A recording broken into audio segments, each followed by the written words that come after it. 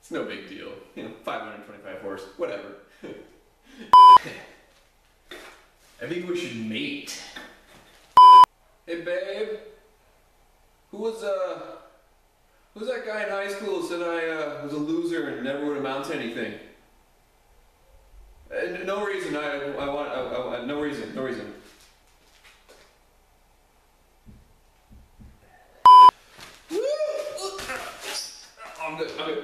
I'm good.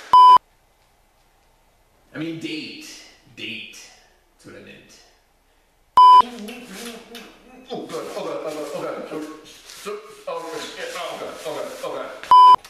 First off, I would like to apologize for my unruly behavior. That was unprofessional, and I promise it will not happen again.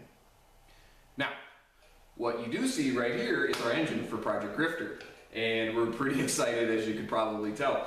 What we've got is the LS376 from GM Performance. This is the crate motor that makes 525 horsepower and is going to be pushing the limits of our transmission, which is why we didn't want to go too much more than that. But we're pretty excited by what it's got. So if you've noticed, we've got the intake flipped around.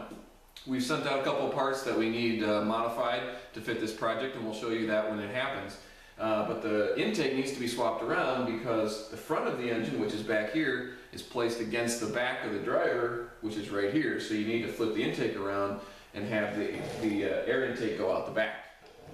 So we've swapped that around. We're going to make a nice air box for it. We also got the controller kit here, which includes your ECU, the correct pedal that you'll need, and of course the appropriate wiring and U-tubes, U-tube bungs, and all sorts of other electrical stuff that you'll need. It all comes lubed, ready to go. It's pretty much plug and play. We've used these before. They're very easy to use. They're very easy to tune if you have a computer that you know what you're doing.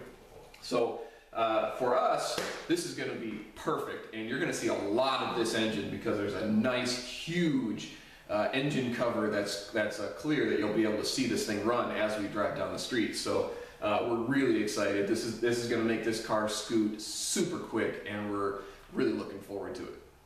So this is the front part of the LS376 from GM Performance.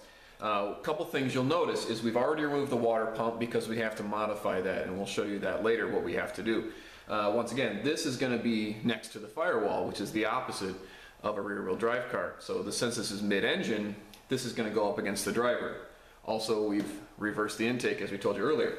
The other thing is that the exhaust manifolds that come with it are not in the right orientation. So what we've done is we've taken a set of LS7 headers, exhaust manifolds, cut off the flange and modified them so that we can weld a 3-inch tube to them.